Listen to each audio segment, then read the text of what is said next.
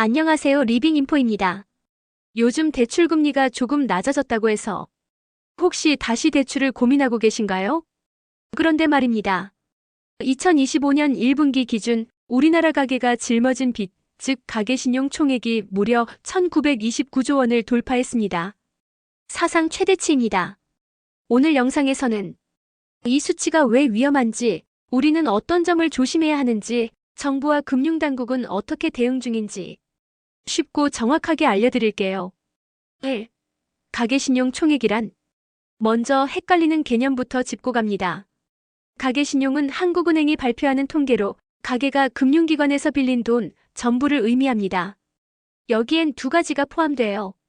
1. 가계대출, 주택담보대출, 전세자금대출, 신용대출, 마이너스 통장 등. 2. 판매신용, 신용카드 할부 잔액, 결제 후 미지급 금액 등.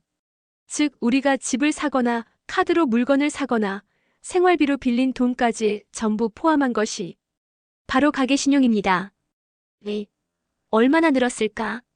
2025년 1분기 기준 가계신용 총액은 1929조 1천억 원, 전분기보다 15조 6천억 원 증가했습니다.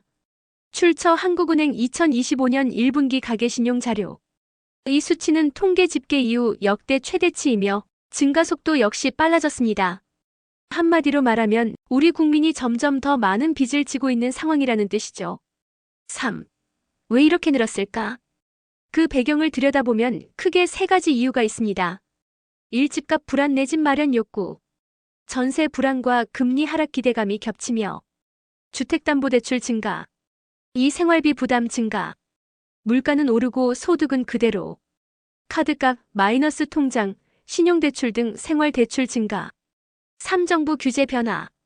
일부 지역에 대한 대출 규제가 완화되면서 대출 가능 대상 확대.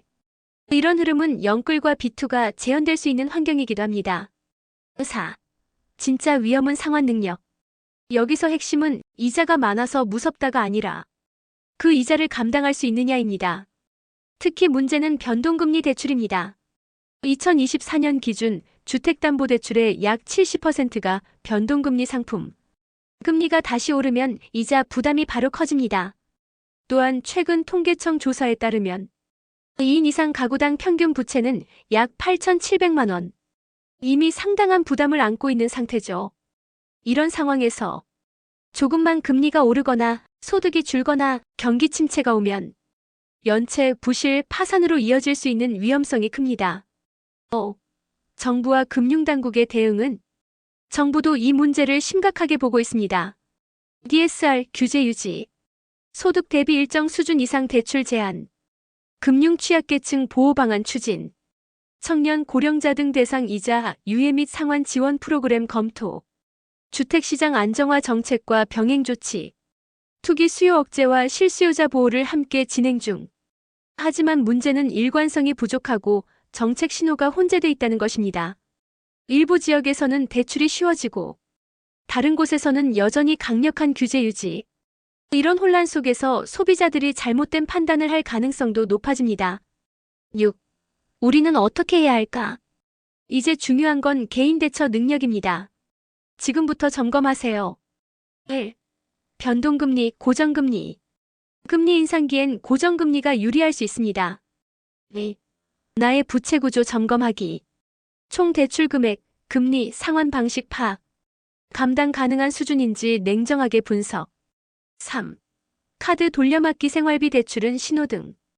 단기 급한 돈은 가능한 한 줄이기. 4. 금융 문해력 키우기. 자녀에게도 알려주고 가정에서 돈 이야기를 자연스럽게 하기. 1929조 원. 이건 뉴스에 나오는 큰 숫자가 아닙니다. 우리 가족, 내 친구, 그리고 나의 이야기입니다. 소득이 늘지 않는 상황에서 빚만 늘어간다면 그 끝은 언젠가 한계에 다다를 수밖에 없습니다. 그렇기 때문에 지금이 바로 빚을 줄이고 내 지갑을 점검해야 할 타이밍입니다. 지금 당장은 괜찮다고요? 하지만 금리는 언제든 다시 오를 수 있고 소득은 언제 줄어들지 모릅니다. 영상이 도움이 되셨다면 좋아요와 구독 그리고 주변 분들에게도 공유해주세요. 함께 대비하면 위기는 기회가 될 수 있습니다. 감사합니다.